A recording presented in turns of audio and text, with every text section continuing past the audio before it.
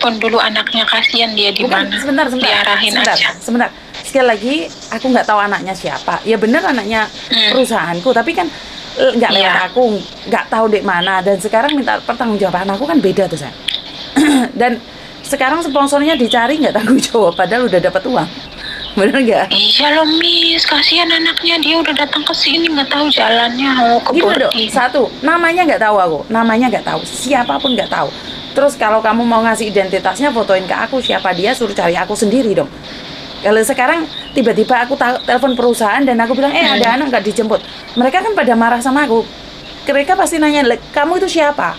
Kamu bukan bosnya nyuruh-nyuruh orang jemput, bener nggak? Bener Bener sih. nggak? Iya, itu mah Makanya kan bener. Bandung banyak cabang. Kalau bukan saya yang ngurusi, kan saya nggak tahu Bandung. Dan nggak ada orang yang ngasih tahu saya. Kalau saya sekarang jemput kamu, bukannya orang lain malah marah. Wong bukan anak buahmu kok sok pahlawan gitu kan?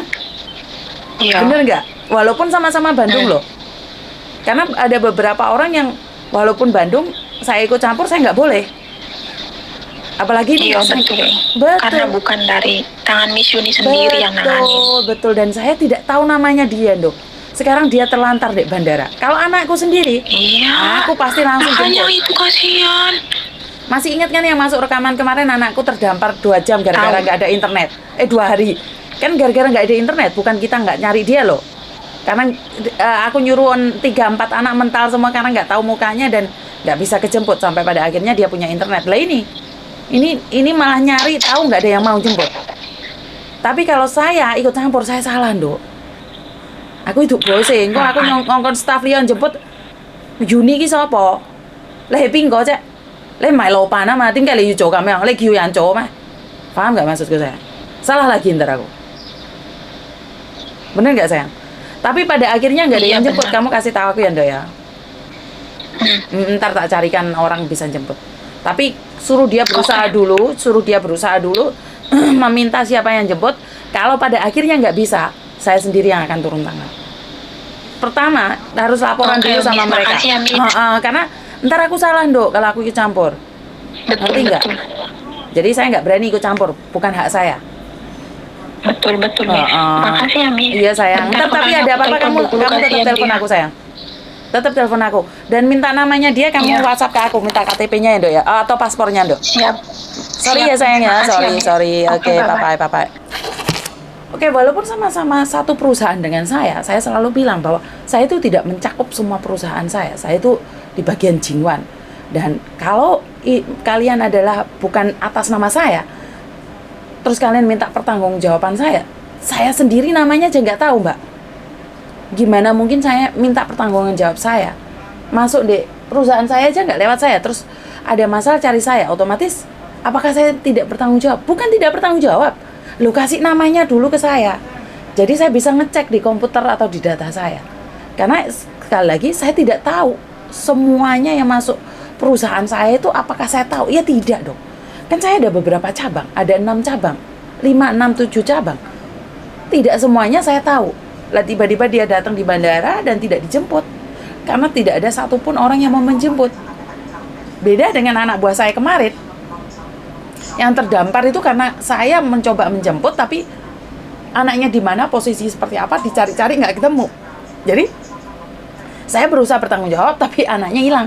Tapi setelah internetnya bisa dibuka, kita langsung menjemputnya. Jadi ini beda ya, 2 kasus berbeda. Karena sekali lagi staf beda-beda, penanganan beda-beda. Kalau tiba-tiba saya nyuruh orang lain untuk menjemput, saya turun tangan secara langsung di perusahaan ini. Kalau mereka staf lain bertanya, kowe iki sapa? Ini anak bukan di bawahmu, kenapa kamu ikut campur? Lah, ya benar, karena ada beberapa orang yang menanyakan, Juni itu sok jadi bos. Padahal saya bukan ingin jadi bos atau apapun, karena saya tahu posisi saya adalah staf. Tapi katanya saya ikut campur. Nah ini, jadi di perusahaan ini saya itu punya limit yang tidak bisa saya lampauin. Jadi bukan kemampuan saya, bukan batasan saya. Saya itu ada batasannya. Di perusahaan ini saya ada batasannya, di mana saya makan gaji dari perusahaan, di mana saya harus respect perusahaan saya juga. Nggak bisa asal-asalan, asal saya suka, asal saya membantu, semua saya kerjakan sendiri, ya enggak. Jadi buat mbak-mbaknya yang di luar sana, walaupun satu perusahaan, walaupun namanya sama, kalau tidak ada identitasnya di saya itu tidak bisa membantu apapun. Ya saya cuma bisa membantu seperti mbak-mbak yang di luar sana, mediasi aja. Cuman masalahnya saya ada data kalian, tapi data kalian pun saya tidak tahu sepenuhnya. Jadi sekali lagi, saya tidak tahu sepenuhnya data perusahaan saya, kecuali yang memang saya pegang, kecuali memang yang saya tahu. Dan perlu Anda ingat bahwa saya adalah staf yang ada di Jingwan. Jadi saya mencakup ruang lingkup Jingwan. Apakah staf di Jingwan itu juga cooperate sama saya? Itu juga belum tentu. Kalau dia tidak memberikan identitas, kalau dia tidak ngasih tahu saya pun tidak bisa ikut campur. Jadi perusahaan itu ada batasan-batasan yang tidak bisa saya lampaui. Kecuali perusahaan ini milik saya, kalian laporan apapun sikat habis semuanya. Jadi buat mbak-mbaknya yang di luar sana yang selalu bilang, ini setiap hari buat video viral tapi anak buah sendiri nggak dilayanin. Nah ini yang membuat saya jadi ngeluh. Karena saya punya batasan-batasan sendiri. Dan ingat, Mas Sandro sudah tidak bekerja lagi di perusahaan saya. Karena dia terlalu apa ya? Terlalu over untuk ambil semuanya. Makanya Mas Sandro bilang, saya punya batasan di mana perusahaan tidak memberikan batasan, dan saat Mas Sandro melebihi batasan, perusahaan memberikan batasan. Jadi ada limit-limit yang Mas Sandro tidak suka. Begitu juga dengan saya suka tidak suka, tapi saya masih butuh pekerjaan ini karena saya masih butuh uang. Jadi saya harus taat dan patuh peraturan. Tapi hubungan saya dengan Mas Sandro adalah sahabat. Jadi sebelum saya bekerja di perusahaan ini, saya waktu bekerja di perusahaan lama itu saya masih sudah berteman dengan dia. Jadi bukan berarti dia keluar dari perusahaan saya, hubungan persahabatan saya putus gara-gara perusahaan saya. Ini pertama. Yang kedua, tentang sahabat yang katanya sahabat tapi tidak jelas, itu tidak ada masalah walaupun kayak play team atau seperti apa. Saya sama Mas Sandro sering terjadi pembentrokan, sering ide-ide kita tidak sama, tapi kita mencoba untuk saling mengerti, saling memahami dan profesional, yang mana kita punya limit, di mana kita punya batasan. Jadi jangan over. Sekali lagi buat teman-teman, saya pribadi itu harus tepuk dada tanya selera. Kalau